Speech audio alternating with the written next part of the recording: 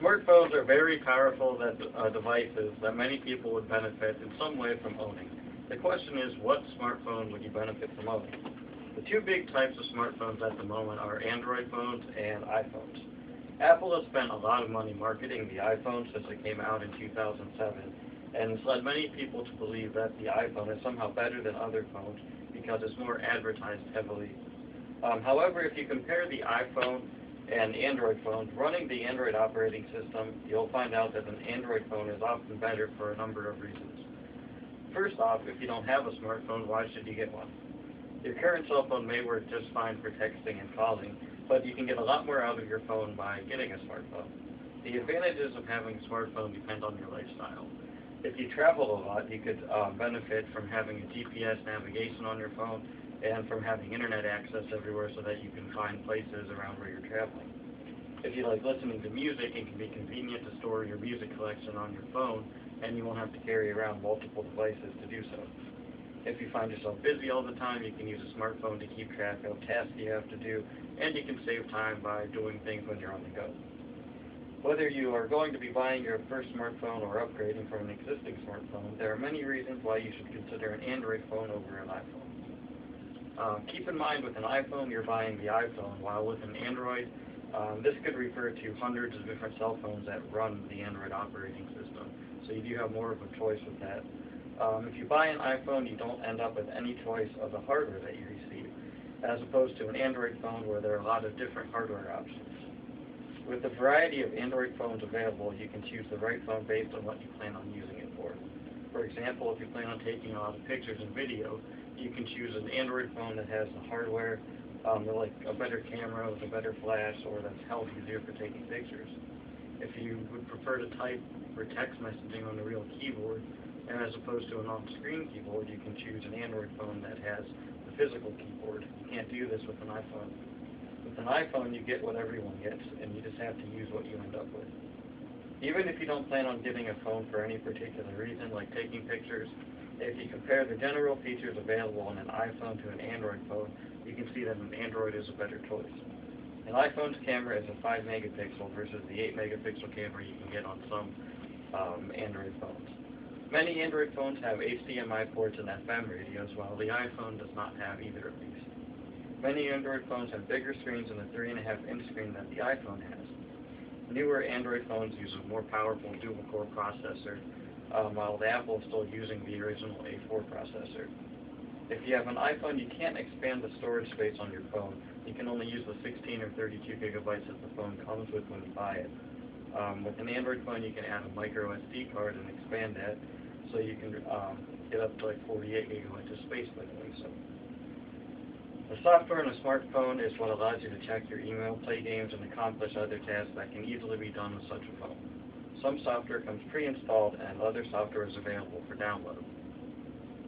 The applications or apps available from the Android marketplace and the App Store give you access to thousands of apps that will allow you to do nearly anything you want to on your phone. The iPhone App Store does have more apps available right now, but that's because the Android marketplace didn't come out until after the iPhone's App Store, so Android's still catching up with them on the number of apps available. Android's marketplace is a lot more open than Apple's, though. Apple has barred competitors from submitting applications to the App Store, and they also have censored app submissions. Android doesn't censor or bar people from submitting. The iPhone has a FaceTime feature which allows you to video chat, but it only works over Wi-Fi connections and it only works with other iPhone users. With Android, you can chat whether you're using Wi-Fi, 3G, or 4G, and you aren't limited to other Android users. You cannot multitask with an iPhone like you can on an Android phone, and you can't get the widgets on the home screens on an iPhone like you can with an Android phone. This means you can't run more than one application at a time on an iPhone, and you can't you can't use applications from the home screens like you can on Android. You have to go into them to use them. Also, with an Android phone, you can customize them more. You can change not just the wallpaper, but the whole look, feel, and just the interface of the phone. You can't do that with an iPhone. It's not very customizable.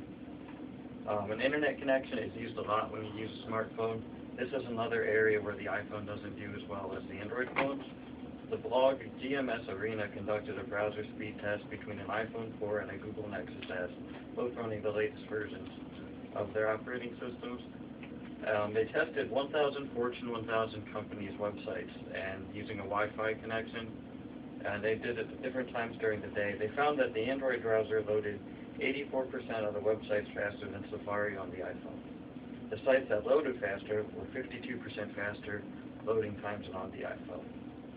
For the price of any smartphone can be high, which is a major obstacle for anyone considering a smartphone purchase. If you don't want to spend a fortune on a smartphone, then Android is the way to go. The iPhone is marketed as a more high-end smartphone, so it's more expensive from the beginning.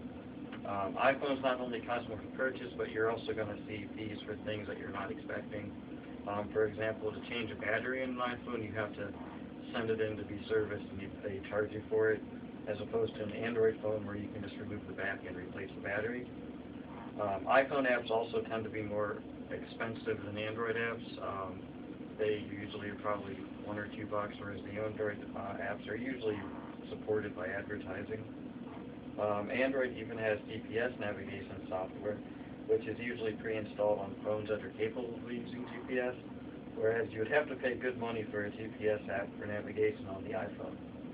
As you can see, smartphones have a lot of useful features, and there's a big difference between what you get with an Android phone and with an iPhone. The biggest thing you lose when you get an iPhone is freedom. Android phones give you a lot more room to do what you want with the phone that you purchase, whereas Apple severely limits what you can do with your phone that you paid for. This may not be something that everyone's concerned about. However, if I'm buying a fairly expensive phone, I prefer to be able to do what I want with it. Although the iPhone revolutionized smartphones when it first came out, I think it's clear that Android phones are the better choice when considering a smartphone purchase.